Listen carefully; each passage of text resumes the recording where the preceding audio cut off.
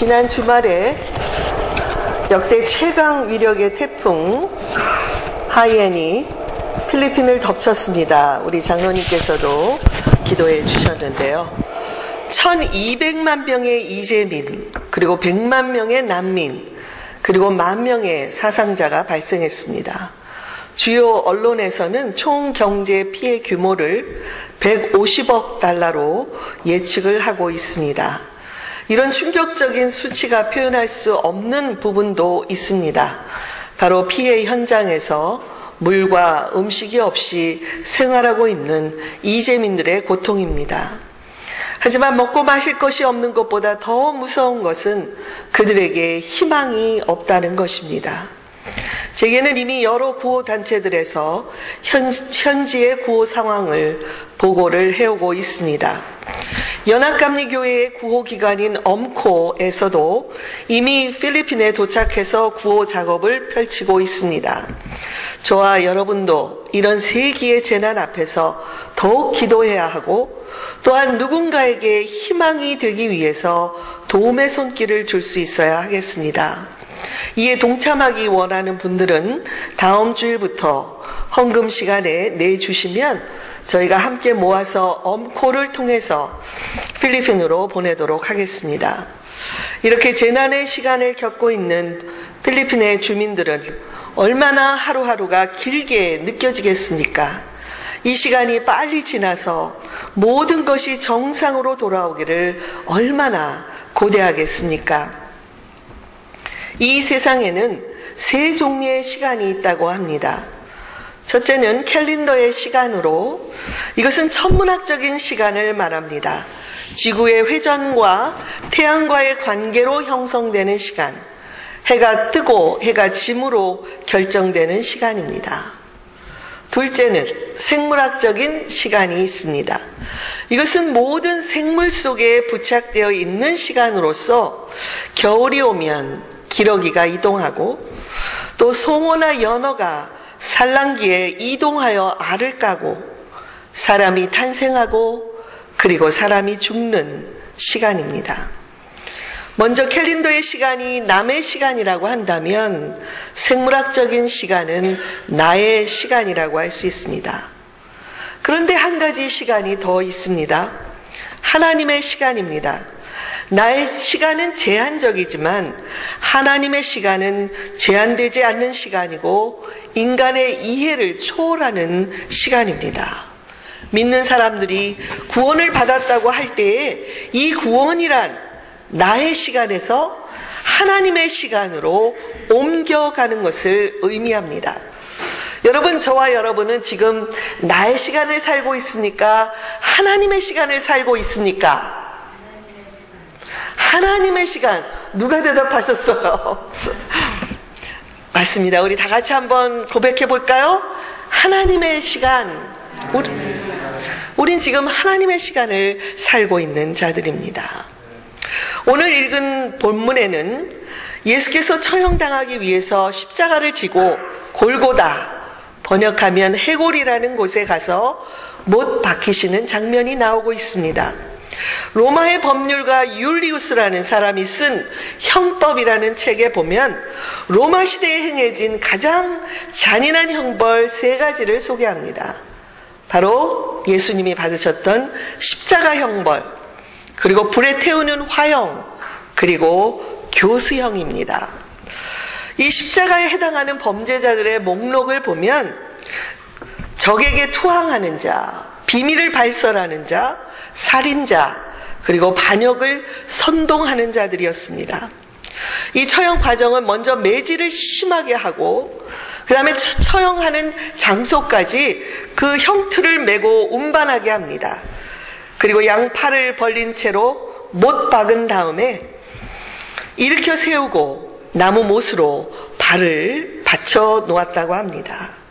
이 십자가형은 단번에 숨을 거두는 것이 아니라 온 몸에서 땀방울 같은 핏방울이 쏟아져 나오고, 그리고 온몸이 갈기갈기 찢기는 고통 속에서 서서히 죽게 만드는 가장 잔인한 처형 방식이었다는 것입니다.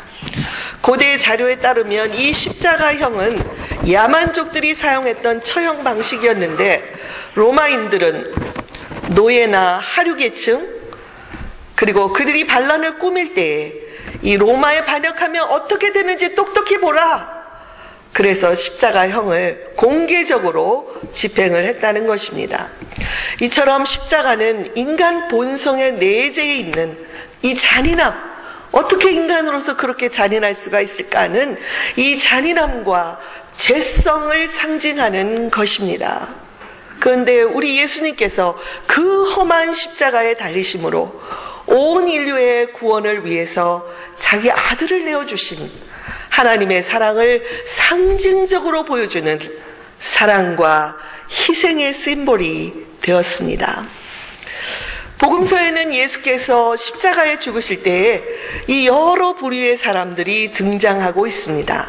먼저 예수님을 채찍질하고 못을 박은 로마 병정들이 나옵니다. 또한 구경하기 위해 나온 백성들이 있었습니다. 그리고 대제사장들과 서기관들, 장로들이 있었습니다. 그들은 예수님을 실제로 고소한 자들로서 십자가에 달려있는 예수님을 통쾌한 듯이 바라보면서 진정한 네가 메시아라면 자신을 구원해보라, 십자가에서 내려와보라 하고 예수님을 비웃었습니다. 또한 요한복음에는 예수님이 십자가를 지고 가실 때 여자들이 울면서 따라왔다는 기록이 있고 그들 가운데는 예수님의 어머니와 이모가 십자가 곁에 있었습니다. 제자들 중에서는 유일하게 요한이 십자가에 가까이 있다가 예수님으로부터 어머니 마리아를 돌보라는 부탁을 받기도 했습니다. 여러분, 그런데 오늘 누가복음에는 이들 외에도 예수님 곁에 있던 사람들에 대해서 말하고 있습니다. 누군지 아십니까? 바로 예수님의 양쪽 편에서 십자가에 달렸던 두 강도였습니다. 그들도 로마 군사들로부터 채찍질을 당했습니다. 십자가의 형틀을 어깨에 지고 골고다까지 예수님과 동행하여 온 자들이었습니다. 그들 역시 십자가에 못 박히는 고통을 당했습니다. 육체적인 고통은 물론이거니와 극도의 수치심으로 정신적인 고통, 또 곧 닥치게 될 죽음에 대한 공포 가운데에서 두 강도는 각각 다른 반응을 보였습니다. 마태복음과 마가복음에서는 이 두 사람에 대해서 단순히 예수님 옆에 못 박힌 강도들도 예수님을 조롱했다고 이렇게 기록하고 있지만 누가는 좀 더 구체적인 본문의 기록을 남김으로써 예수님의 최후의 시간에 어떤 일이 벌어졌는지를 밝혀주고 있습니다. 둘 다 살인형을 받을 정도로 악한 자들이었지만 그 중에 한 사람은 예수님으로부터 구원의 약속을 받았습니다. 저는 이 구원받은 강도가 우연히 예수님과 한날에 처형을 당했다고 생각하지 않습니다. 그래서 우연히 예수님을 영접하게 되었고 우연히 구원을 받았다고 생각하지 않습니다.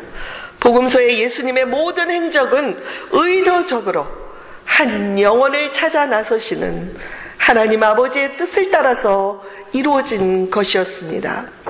예수님은 마지막으로 숨을 거두시기 그 직전까지도 준비된 한 영혼을 찾으셨고 그 영혼을 구원해 주심으로 자신의 마지막 피 한 방울까지도 다 쏟아주시고 떠나셨던 것입니다. 보통 십자가에 못 박힌 후에 그냥 내버려 두면 하루도 이틀도 지날 수가 있다고 합니다. 그런데 예수님은 짧게 6시간 동안 매달려 계시다가 숨을 거두셨습니다. 특히 다음 날이 안식일이기 때문에 나무에 달린 자들을 부정하게 여기는 유대인들이 해가 지기 전에 시체를 치워달라고 부탁을 했습니다. 그러자 그때까지도 목숨이 붙어 있었던지 두 강도의 다리는 꺾었지만 예수님은 이미 숨을 거두신 후라서 창으로 옆구리만 찔러 그가 죽은 것을 확인하고 나무에서 내렸습니다. 여러분, 구원받은 강도는 이전에 예수님을 만난 적이 없었을 터인데 어떻게 구원을 받았을까요? 십자가에 달려 계신 6시간, 상상할 수 없는 극도의 고통 속에서 우리 예수님은 7마디의 말씀을 복음서에 남겨놓으셨습니다. 그 중에 오늘 본문에는 2개의 말씀이 기록되어 있습니다. 첫 번째는 아버지, 저들을 사하여 주옵소서, 저들이 하는 일을 알지 못함입니다. 두 번째는 내가 진실로 내게 이르노니 오늘 내가 나와 함께 낙원에 있으리라. 이 2개의 말씀이었습니다. 저는 이 2 말씀을 묵상하면서 예수님과 강도 사이에 어떤 일이 있었는지 묵상해 보았습니다. 이제 구원받은 강도와 예수님 사이에서 오간 이 짧은 대화를 통해서 믿음이 없던 강도가 어떻게 구원을 받게 되었는지를 살펴보겠습니다. 첫째로 이 구원받은 강도는 자신이 죄인됨을 인정했습니다. 본문에서 2 강도 중에 하나가 내가 그리스도면 어서 우리를 구원해보라, 예수님을 이렇게 비방할 때에 다른 강도가 그를 꾸짖었습니다. 네가 죄인인 주제에 예수님을 비방한다면 너는 하나님이 두렵지도 않느냐, 이렇게 말했습니다. 또한 자기들이 행한 죄의 대가로 우리는 이 벌을 받는 것이 당연하다면서 스스로 자기의 죄를 인정했습니다. 이 강도는 죽음 앞에서 지난날의 자기의 삶을 돌아보았을 것입니다. 이제까지 하나님 없이 살아온 것이 잘못되었다는 것, 그리고 그 결과 이 십자가 형벌을 받게 되었다는 것을 깨달았을 것입니다. 정신의학자 톰 해리스라는 분이 있는데요. 그분은 I'm okay, you are okay 라는 그런 책을 썼습니다. 그 책 속에서 인간이란 천성이 변화를 싫어한다. 그런데 3가지의 특별한 경우 인간은 변화할 수가 있다, 이렇게 지적을 했습니다. 첫 번째는 뭐냐면 현재의 상황이 너무 괴로울 때, 그리고 둘째는 소망이 전혀 보이지 않을 때, 그리고 유레카 스테이지, 유레카 상황일 때 인간은 변화할 수 있다고 했습니다. 이 유레카란 헬라어로 깨달음이라는 것입니다. 영어로는 알게 되다라는 이 의미로서 갑자기 무엇을 깨닫게 되었을 때 사용하는 용어입니다. 저는 성령에 의해서 자기가 스스로 죄인됨을 깨닫는 것도 유레카라고 생각을 합니다. 이 강도는 살 소망이 전혀 없는 상황, 자기의 육체가 이제 점점 죽어가고 있다는 이 극한 상황 속에서 유레카, 스스로 내가 죄인이었구나 깨달았고 그 이후 그의 삶이 변한 것입니다. 제가 많이 읽는 책 중에 하나인데요. 최우섭 목사님의 글에서 나온 이야기입니다. 1974년에 베스트셀러가 됐던 Alive, 생존이라는 책에 나오는 내용입니다. 1972년 우루과이를 떠난 전세 비행기가 칠레의 산티아고로 가던 중에 악천후로 안데스 산맥에 불시착해야만 했습니다. 이 비행기에는 15명의 아마추어 럭비 선수들이 있었고 청소년 선수들, 응원단 25명, 그리고 승무원으로 5명, 그래서 총 45명이 탑승하고 있었습니다. 안데스 산맥은 전문가들도 꺼려하는 죽음의 계곡으로 정부는 10일 동안 그들을 수색을 하다가 이제는 도저히 찾을 수 없다 하고 포기한 상태였습니다. 청년들은 추위와 굶주림 속에서 무려 67일 동안을 버텨야 했고 마지막에 가까스로 구조된 사람들이 16명이었습니다. 이들이 2달 이상 그 산 꼭대기에서 버틸 수 있었던 것은 죽은 자들의 살을 뜯어 먹으며 연명했기 때문이었습니다. 그 중에 산에서 죽은 한 청년이 아버지에게 쓴 메모에는 이렇게 적혀 있었습니다. 아버지께서 믿지 못할 일이 이곳에서 벌어졌습니다. 죽은 친구의 살을 쪼개어내는 일입니다. 그것 외에는 살 길이 없으니까요. 저는 이제 오래 살기 어렵다는 것을 알고 있습니다. 단지 내가 죽은 뒤에 나의 살이 친구들을 구원하게 되기를 간절히 바랍니다. 또한 생존했던 한 청년이 후에 신부에게 이렇게 고백한 내용이 적혀 있습니다. 저는 학생 시절에 교회에 한 주일도 빠진 적이 없습니다. 그래서 부모님이나 동네 어른들이 저를 칭찬해 주셨지요. 그러나 저는 그 죽음의 산에서 새로운 것을 깨달았습니다. 그동안 교회에는 다녔으나 하나님의 집에 살지 않았고, 신자라는 이름은 가졌으나 실제로는 신앙이 없었다는 것입니다. 저는 눈 덮인 산에서 죽음과 싸우며 지금 비로소 하나님의 집에 돌아왔다는 것을 깨닫게 되었습니다. 교회에서 수없이 성만찬 예식에 참여했지만 기계적으로 빵과 포도주를 든 것뿐이었고 그 뜻이 전혀 제 가슴 속에 전해오지 않았었습니다. 그러나 그 산 위에서 친구의 살 조각을 들었을 때 이것은 이제 예수 그리스도의 몸인 것을 알았고, 그때야 예수님의 사랑이 어떤 것인지, 십자가가 무엇을 의미하는지를 깨달았습니다. 교우 여러분, 일반적으로 사람들이 교통을 당할 때 어떤 사람들은 다른 사람들을 원망하고 모든 원인을 밖으로 돌리는가 하면 어떤 사람들은 자기 자신을 깊이 성찰하는 시간을 갖습니다. 그리고 결국에는 하나님 앞에 겸손히 내가 죄인입니다, 나를 불쌍히 여기소서 인정하는 것을 보게 됩니다. 이런 후자의 사람들은 고통 중에서도 선을 이루는 귀한 믿음을 가진 자들입니다. 둘째로, 이 구원받은 강도는 예수님을 구원자로 고백했습니다. 이 강도는 예수님이 행한 일은 옳지 않은 일이 없다고 말했습니다. 이 말은 예수님이 죄가 없으시다는 의미이고, 죄가 없는 분이라면 사람이 아닌 하나님이라는 뜻입니다. 아마도 이 강도는 예수님이 하나님의 아들일지 모른다는 소문을 들었을 수도 있습니다. 또한 재판 내내 백성들이 예수를 십자가에 못 박으라고 소리치는 것도 들었을 것입니다. 그런데 그들을 대하는 예수님의 태도는 보통 사람과는 달랐습니다. 예수님은 누구를 원망하거나 비방하지 않았습니다. 마치 당연히 가야 할 길을 가는 사람처럼 모든 것을 받아들이셨습니다. 예수님은 십자가에 못 박히신 후에도 죽을 만큼 고통스러웠을 그 순간에도 입으로 범죄하지 아니하셨습니다. 오직 예수님의 입에서 나온 말씀은 아버지, 저들을 용서하여 주옵소서, 자기들이 하는 것을 알지 못합니다 라는 중보의 기도였습니다. 이 세상에 어느 누가 자기가 죄가 없는데도 자기에게 칼을 내미는 자를 향하여 용서를 선포할 수가 있단 말입니까?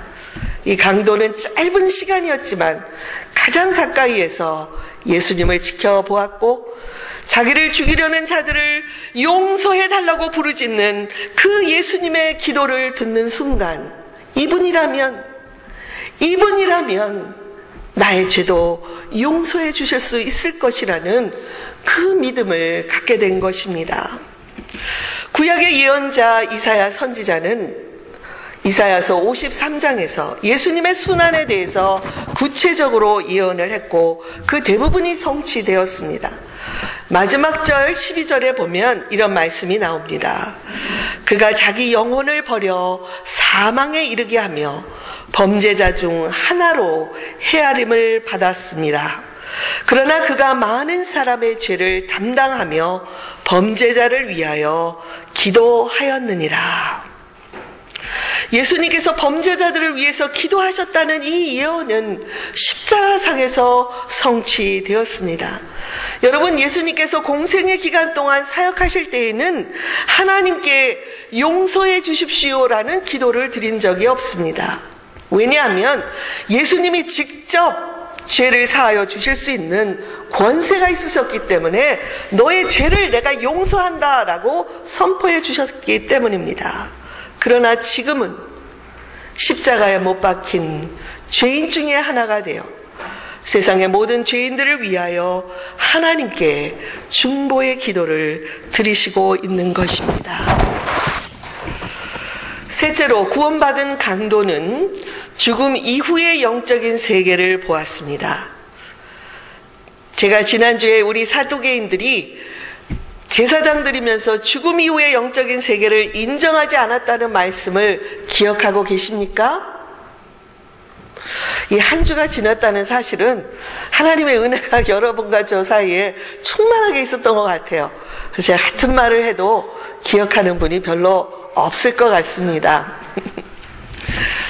그러나 이 강도는 예수님께 당신의 나라에 임하실 때 나를 기억해달라고 부탁을 하고 있습니다. 이 말씀은 무슨 뜻입니까? 그는 죽음 이후에 하늘의 나라가 있다는 것을 믿게 되었습니다. 그리고 예수님께서 그 하늘나라에 들어가실 때에 자기를 기억해달라고 간청한 것은 자기도 죽어서 그 나라에 들어갈 수 있도록 도와달라는 것이었습니다. 사람의 죽음이 임박하면 그 영혼을 담고 있던 이 육체로부터 많이 자유로워진다고 합니다. 이 강도야말로 죽음 직전에 믿음의 눈을 떠서 영적인 세계를 보았고 그리고 그 나라에 들어가기를 소망했던 것입니다. 넷째로, 이 구원받은 강도는 오직 예수님을 의지함으로 하나님의 나라에 들어갈 수 있다는 믿음을 가졌습니다. 이 강도가 막상 천국이 있다는 사실에 눈을 뜨고 보니까 자기가 갈 수 있는 아무런 자격이 없다는 것을 알았습니다. 평생 죄인으로 살았고 이제 잠시 후면 죽을 것인데 무슨 염치로 천국을 소망하겠습니까? 그러나 그는 오직 예수님만을 의지했습니다. 그리고 나오지 않는 목소리로 희미하지만 있는 힘을 다해서 이렇게 고백했습니다. 당신의 나라에 임하실 때에 나를 기억하옵소서. 그러자 뜻밖에도 예수님으로부터 영생의 약속을 받게 된 것입니다. 여러분, 이 강도를 향한 하나님의 사랑이 느껴지십니까? 강도가 바라본 예수님은 지금 어떤 모습입니까? 죄인 중에 한 사람으로 십자가에 달려 있습니다. 온 몸이 피로 물들어 있고 고통으로 일그러진 그야말로 아무런 기대를 할 수 없는 나약한 분이었습니다. 그런데 이 강도는 그 예수님을 의지한 것입니다. 이것이 바로 믿음입니다. 예수님이야말로 현재 자기와 같이 고통을 같이 느끼고 있고 자기의 죽음에 예수님도 동행하여 주시고 있고 그리고 죽음 이후에 가게 될 그 나라에도 예수님은 동행해 줄 수 있다는 그 믿음을 가졌던 것입니다. 이것이 바로 하나님께서 이 강도에게 베풀어 주신 은혜인 것입니다. 저는 때로 믿지 않는 가족들을 위한 병원 신방이나 혹은 장례식에서 이런 말씀을 드리곤 합니다. 하나님께는 죽음의 시각의 한 초 한 초가 한 영혼을 되찾기에 충분한 시간이 될 수 있습니다. 하나님의 능력, 하나님의 은혜라면 오늘 강도의 마음의 문을 열어서 믿음을 갖게 해주신 것처럼 죽기 전에 단 10분 전이라도, 아니 단 5분 전일지라도 하나님께서 그 영혼을 되찾을 수가 있습니다. 그 영혼을 구원하실 수 있는 능력이 있으신 분이십니다. 여러분, 이것을 믿으십니까? 이것이 바로 우리가 끝까지 포기하지 않고 복음을 전해야 하는 이유입니다. 특별히 죽어가는 자들, 의식이 없고 때로는 혼수 상태에 있는 자들이라도 우리가 더욱더 하나님의 복음을 전해야 하는 이유입니다. 예수님은 병사들의 조롱에도, 백성들의 비방에도, 제사장들과 서기관들의 책망에도 미동도 하시고 대꾸를 하지 않았습니다. 그러나 옆에서 죽어가고 있던 이 한 사람, 아무도 관심도 갖지 않고 보잘것없는 십자가 형벌을 받은 사람, 이 강도의 요청에는 지체하지 않으시고 즉시로 대답해 주셨습니다. 오늘 네가 나와 함께 낙원에 있으리라. 그만큼 예수님의 온 관심은 잃어버린 자들에게 있었습니다. 그러면 이제 저는 마지막으로 예수님의 이 말씀을 통해서 누가 구원의 은혜를 받을 수 있는가, 누가 그 은혜에 합당한 자들인지를 살펴보겠습니다. 예수님은 누구든지 자신의 죄를 회개하는 자들에게 구원의 선물을 주십니다. 예수님은 강도에게 자격을 따지지 않았습니다. 오직 그의 중심에서 회개하고 있고 예수님을 의지하는 믿음을 보았던 것입니다. 그가 과거에 어떤 삶을 살았는지, 그가 입술로 죄를 회개했는지, 그가 예수님을 영접한다는 기도를 드렸는지 이런 것은 묻지도 않으셨습니다. 이 강도는 그저 죽음의 공포로부터 자기를 구원해달라는 마음으로 예수님을 의지한 것이었습니다. 여러분, 이것이 기쁜 소식 아닙니까? 구원은 전적인 하나님의 은혜로 주시는 것입니다. 그러므로 누구든지 과거에 어떤 삶을 살았든지 그가 회개하고 예수님을 믿으면 구원을 선물로 주십니다. 또한 예수님은 이 회개하는 자들뿐만 아니라 회개와 믿음을 고백하는 자들에게 구원의 선물을 주십니다. 여러분, 강도가 예수님을 이렇게 영접한 후에 세례받을 시간이 있었습니까? 혹은 성찬식을 할 수 있었습니까? 교회에 나가서 봉사를 할 수 있었겠습니까? 다른 사람을 위해서 봉사를 하고 구제를 할 수 있었겠습니까? 안타깝게도 그는 죽기 바로 직전에 예수님께 대한 믿음을 고백한 것이 전부였습니다. 그러나 예수님께서는 그에게 구원을 약속해 주셨습니다. 이것이 복음입니다. 그렇다고 어떤 분들이 혹시라도 그러면 나는 일생 동안 인생을 즐겨야지, 이렇게 즐기다가 그 강도처럼 마지막 그 시각에 딱 믿으면 되지, 그렇게 생각하는 분들이 성마가 교회 식구들에게는 없지만 혹시라도 있는 분들이 있을 수도 있겠습니다. 그러나 여러분, 유한한 인생을 살아가는 자들이 어떻게 자기의 죽음의 때를 알 수 있겠습니까? 하나님께서 그런 자들의 마음의 중심을 보지 않겠습니까? 그러므로 하루라도 빨리 하나님의 은혜가 우리 가운데 있을 때에 믿음을 고백할 수 있어야 합니다. 언제 이 복음의 문이 닫힐지 아무도 모르는 것입니다. 바로 지금 이 시각에 오늘 여기에 임하시는 하나님의 은혜를 받아야 합니다. 내일은 어떤 사람들에게는 다시 오지 않을 수도 있습니다. 예수님께서 오늘이라고 여기 말씀하셨습니다. 오늘. 그것은 예수님도 강도도 오늘 죽을 것을 아셨기 때문입니다. 요한복음 11장 25절에서 예수님께서 말씀하셨습니다. 나는 부활이요 생명이니 나를 믿는 자는 죽어도 살겠고 살아서 나를 믿는 자는 영원히 죽지 아니할 것이다. 너희는 이것을 믿느냐? 이렇게 말씀하셨습니다. 저와 여러분은 살아서 예수님을 믿는 자들입니다. 아멘.